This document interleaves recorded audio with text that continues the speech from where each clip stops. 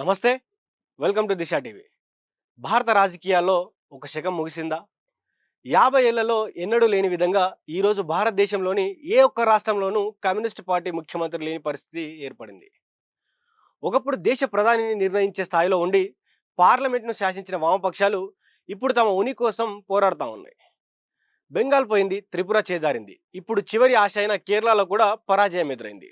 అసలు ఇంతటి వెలుగు వెలిగిన ఎర్ర జెండా ఎందుకు రెపరెపలాడలేకపోతుంది? చారిత్రాత్మక తప్పిదం నుంచి రాజకీయ పతనం వరకు లెఫ్ట్ పార్టీల ప్రస్థానాన్ని ఈరోజు మనం విశ్లేషించుకునే ప్రయత్నం చేద్దాం.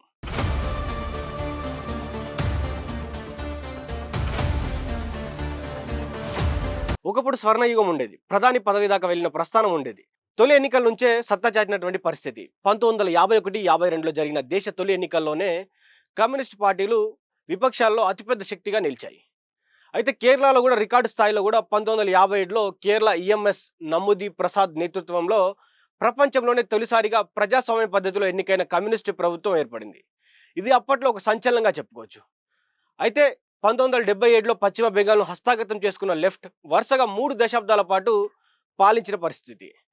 జ్యోతి బసు ఏకంగా 23 ఏళ్ల పాటు సీఎంగా ఉండి రికార్డు సృష్టించారు.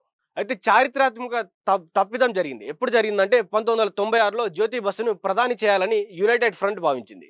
కానీ కమ్యూనిస్ట్ పాలిట్ బ్యూరో మాత్రం దాన్ని తిరస్కరించింది. దీన్నే జ్యోతి బసు చారిత్రాత్మక తప్పిదం, హిస్టారికల్ బ్లండర్ అని కూడా ఆ రోజుల్లో ఆయన పిలిచారు.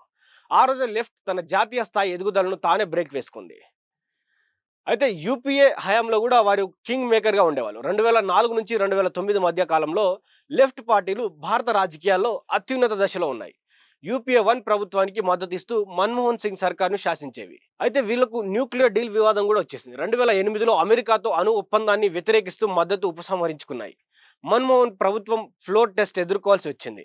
అయితే చాలా మంది ఏమంటా ఉన్నారంటే అతి విశ్వాసం దెబ్బ కొట్టిందో అని కూడా చెప్తా ఉన్నారు. ప్రజల నాడి కంటే సిద్ధాంతాలకి ఎక్కువ ప్రాధాన్యత ఇవ్వడం, అభివృద్ధి పథకాల కంటే మొండి వైఖరి ప్రదర్శించడం ఆ పార్టీల పతనానికి పునాది వేసింది. అయితే పతనం ఎక్కడ మొదలైందంటే అక్కడ బెంగాల్ మరియు త్రిపుర నుంచే మొదలైంది. 34 ఏళ్ల పాలన ఒక్క ఓటమితో కుప్పకూలింది. నందిగ్రామ్, సింగూర్ ఏవైతే ప్రధానంగా ఈ 2 చోట్ల ఓడిపోయిన తర్వాతనే వామపక్ష పార్టీలు తమ యొక్క రాజకీయ భవిష్యత్తును కోల్పోయాయి. పశ్చిమ బెంగాల్లో పరిశ్రమల కోసం భూసేకరణ చేయడం లెఫ్ట్ పార్టీకి శాపంగా మారింది.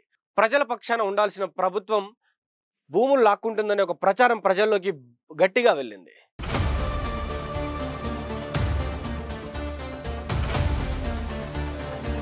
అయితే పరివర్తన్ 2011లో మమతా బెనర్జీ మా మాటి మనుష్ నినాదంతో లెఫ్ట్లను తుడిచిపెట్టారు. 235 సీట్లు ఉన్న ఒకే చోట కేవలం 62 సీట్లకు పడిపోయేలా చేసింది. 1993 నుంచి 20 ఏళ్ల పాటు సాగినటువంటి పాలనను 2018లో బీజేపీ ముగించింది. సుదీర్ఘకాలం సీఎంగా ఉన్న మానిక్ సర్కార్ వంటి నేతను కూడా యువత తిరస్కరించినటువంటి పరిస్థితి. యువత మార్పును కోరుకోవడంతో త్రిపురలో కూడా కాషాయ జెండా ఎగిరింది. అయితే చివరి ఆశగా ఉన్నటువంటి కేరళ కూడా కుప్పగూలిపోయింది. దేశవ్యాప్తంగా లెఫ్ట్ అంతరించిపోతున్న కేరళ మాత్రం ఒక ఆశాకిరణంగా ఉండేది. పినరయ్ విజయన్ మ్యాజిక్. సాధారణంగా కేరళలో 5 ఏళ్లకు ఒకసారి ప్రభుత్వం మారుతుంది. కానీ 2016 తర్వాత 2021లో కూడా పినరయ్ విజయన్ గెలిచి చరిత్ర సృష్టించారు.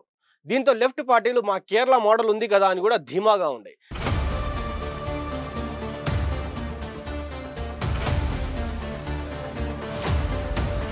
అయితే కేరళ ప్రజలు కూడా పినరయ్ విజయన్ని రెండోసారి గెలిపించిన తర్వాత కూడా అక్కడ ప్రస్తుతానికి తాజా పరాజయం ఎదురైంది. కానీ ఈ తాజా ఎన్నికల్లో కేరళలో కూడా పరాజయం పాలవడంతో భారతదేశ చరిత్రలో 50 ఏళ్ల తర్వాత తొలిసారి ఏ ఒక్క రాష్ట్రంలోనూ అధికారంలో లేకుండా శూన్య స్థితిలో లెఫ్ట్ పార్టీలు చేజార్చుకున్నాయి. అయితే కారణాలు ఏంటంటే అవినీతి ఆరోపణలు, కుటుంబ పాలన విమర్శలు మరియు ఇతర పార్టీల సోషల్ ఇంజనీరింగ్ను తట్టుకోలేకపోవడం. అయితే లోపం ఎక్కడ అని ఒకసారి మనం ఆలోచించుకుంటే వామపక్ష పార్టీలు ఎందుకు ఓడిపోతున్నాయని ఒకసారి మనం విశ్లేషించే ప్రయత్నం చేస్తే కాలం చెల్లిన సిద్ధాంతాలు. ప్రపంచం మారుతుంది కానీ కమ్యూనిస్ట్ పార్టీలు మాత్రం వారి యొక్క సిద్ధాంతాలను మార్చుకోలేకపోతా ఉన్నాయి. వాటికి మాత్రమే పరిమితం అవుతా ఉన్నాయి. యువతకు, ముఖ్యంగా యువతకు దూరం అవ్వడం. నేటి తరం యువత ఐటీ, స్టార్టప్స్, గ్లోబల్ అవకాశాలను కోరుకుంటున్నారు. కానీ లెఫ్ట్ తన ఆలోచనలు వారికి అర్థం చేసుకునే విధంగా చెప్పలేకపోవడం, వారికి అర్థం కాకపోవడం కూడా ఒక రీజన్ అని చెప్తా ఉన్నారు. ప్రత్యామ్నాయం లేకపోవడం. బీజేపీ లేదా కాంగ్రెస్కు బలమైన జాతీయ ప్రత్యామ్నాయం లేకపోవడం, వామపక్ష నాయకులు ఫెయిల్ అవ్వడం కూడా ఒక అంశంగా దీంట్లో పరిగణించవచ్చు. అయితే బలమైన నేత ఎవరైతే జ్యోతి బసు, హరి కిషన్ సింగ్, సుర్జిత్ వంటి జాతీయ స్థాయి ప్రభావం చూపే నాయకులు ఇప్పుడు లేరు. కమ్యూనిస్ట్ పార్టీల చరిత్ర త్యాగాలతో కూడుకున్నది. భూ సంస్కరణల నుంచి కార్మికుల హక్కుల వరకు వారు చేసిన పోరాటాలు సామాన్యం కాదు. కానీ రాజకీయం అంటే కేవలం సిద్ధాంతం కాదు. అది ప్రజల ఆకాంక్షలకు అద్దం పట్టాలి. ఇప్పుడున్న పరిస్థితుల్లో లెఫ్ట్ పార్టీలు గనుక ఆత్మ విమర్శ చేసుకోకపోతే, ప్రజల నాడిని పట్టుకోలేకపోతే భవిష్యత్తులో ఈ పార్టీలు కేవలం పాఠ్య పుస్తకాలకు, చరిత్ర పూటలకే పరిమితమయ్యే అవకాశం ఉందని కూడా విశ్లేషకులు చెప్తా ఉన్నారు. ఏదేమైనా 50 ఏళ్ల సుదీర్ఘ ప్రయాణం తర్వాత ఒక జాతీయ స్థాయి శక్తి గల పార్టీ కనుమరుగైపోయే స్థితికి జారిపోవడం భారత ప్రజాస్వామ్యంలో ఒక కీలక మలుపుగా తిరిగే అవకాశం ఉంది. అయితే దీనిపై కూడా చాలామంది మాట్లాడుకుంటూ అసలు సిపిఐ, సిపిఎం ఇట్లా ఎవరైతే కమ్యూనిస్ట్ పార్టీలు ఉన్నారో వారెందుకు యువతతో కలిసి రాలేకపోతా ఉన్నారు? యువతకు కావాల్సినటువంటి సిద్ధాంతాలు ఎందుకు తయారు చేసుకోలేకపోతా ఉన్నారు?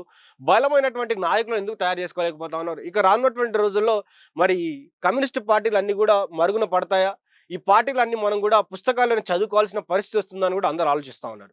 మరి చూద్దాం రానున్నటువంటి రోజుల్లో మరి కమ్యూనిస్టు మళ్ళీ పుంజుకుంటారా? లేకపోతే అదే విధంగా కనుమరుగైపోతారా? ఏ రాష్ట్రంలో కూడా రాజకీయాల్లో మరి వారి ఉనికిని ఉంచుకుంటారా? లేకపోతే కనుమరుగైపోతారా కూడా వేచి చూద్దాం. చూస్తూనే ఉండండి దిశ టీవీ.